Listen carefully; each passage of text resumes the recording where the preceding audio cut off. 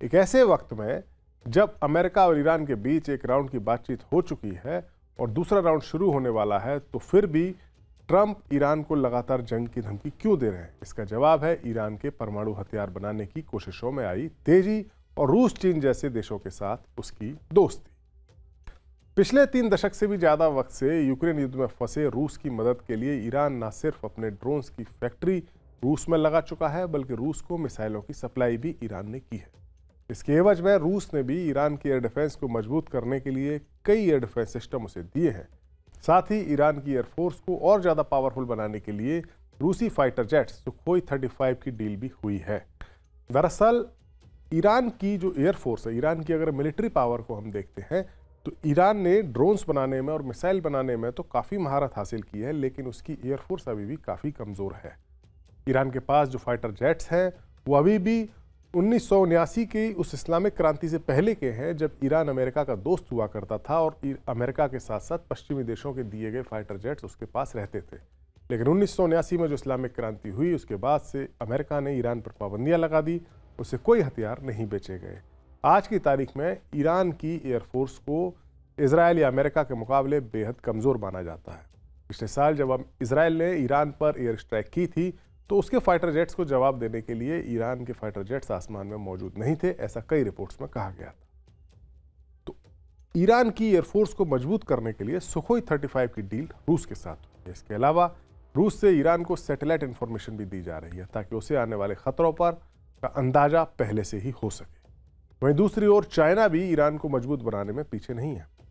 America ने जो पाबंदियां लगाई हैं ईरान पर, उनके चलते ईरान दुनिया के मार्केट में अपना तेल नहीं बेच पा रहा है। तब चीन चालाकी के साथ अमेरिका को चकमा देते हुए ईरान का 90% तेल खरीदकर उसकी इकोनॉमी की मदद कर रहा है। यही नहीं, हाल ही में इजराइल के हमले में जब ईरान की मिसाइल ईंधन को नुकसान हुआ था, तो चीन ने 2 जहाजों में भरकर उसे सोडियम परक्लोरेट जैसा केमिकल सप्लाई किया था, जो ईरान की मिसाइल पावर के लिए ज़रूरी है। जब अमेरिका के साथ डील करने के लिए अब इस समय जब डील होने के लिए एक राउंड की मीटिंग हो चुकी है और अगले राउंड की मीटिंग रोम में होनी है, तब ईरान अपने सबसे पक्के दोस्त रूस से मशवरा करने के लिए अपने विदेश मंत्री को मॉस्को रवाना करने वाला है। ईरान के विदेश मंत्रालय ने 14 अप्रैल को जानकारी दी है कि देश के विदेश मंत्री सैयद अब्बास अरागची इसी हफ्ते के आखिर में रूस का दौरा करेंगे, जहां वो अमेरिका के साथ चल रही इनडायरेक्ट बातचीत को लेकर हालात पर चर्चा करेंगे। विदेश मंत्रालय के प्रवक्ता इस्माइल बाघई ने कहा कि ईरान 2015 के परमाणु समझौते के सभी हस्ताक्षरकर्ता देशों के साथ संबंध बनाने के लिए प्रतिबद्ध है। उन्होंने इसे लाभकारी भी बताया। रूस के विदेश मंत्रालय ने भी अरागची की यात्रा की तस्दीक की है। दरअसल जब ईरान इस बात अमेरिका और खासतौर से ट्रंप पर भरोसा करने में सतर्कता बरत रहा है।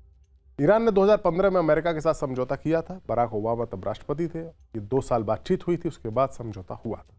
इस समझौते के मुताबिक उसमें यह तय हुआ था कि ईरान अपने न्यूक्लियर प्रोग्राम को स्लो करेगा, परमाणु हथियार नहीं बनाएगा। इसके एवज में ईरान पर लगी हुई पाबंदियों में छूट दी जाएगी। ऐसा बताया जाता है कि ईरान ने उस समझौते का पूरी शिद्दत के साथ पालन भी किया और अपने न्यूक्लियर प्रोग्राम को थोड़ा सा स्लो भी किया। लेकिन जब ट्रंप राष्ट्रपति बने, उसके बाद उन्होंने इस समझौते से अपने आप को यानी अमेरिका को अलग कर दिया। इस समझौते में ईरान और अमेरिका के अलावा रशिया, चाइना, ब्रिटेन, फ्रांस और जर्मनी भी शामिल थे। लेकिन जब अमेरिका ही इस समझौते से अलग हो गया, तो ये समझौता एक तरह से डस्टबिन में चला गया और ईरान ने फिर से अपना न्यूक्लियर प्रोग्राम शुरू कर दिया।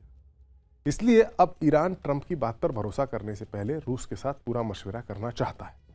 इस पूरे मसले में एक पहलू यह भी है कि 2015 में जब डील हुई थी, तब ईरान परमाणु हथियार बनाने से काफ़ी दूर था, लेकिन अब बेहद करीब है। ऐसे में ईरान अगर ये डील करेगा, तो ना सिर्फ उसे अपनी सुरक्षा की पूरी गारंटी चाहिए होगी, बल्कि अमेरिकी पाबंदियों से भी पूरी तरह से निजात पाना चाहेगा। हमारा ये वीडियो आपको कैसा लगा, कमेंट सेक्शन में जाइए और अपनी राय हमें जरूर दीजिए। नमस्कार।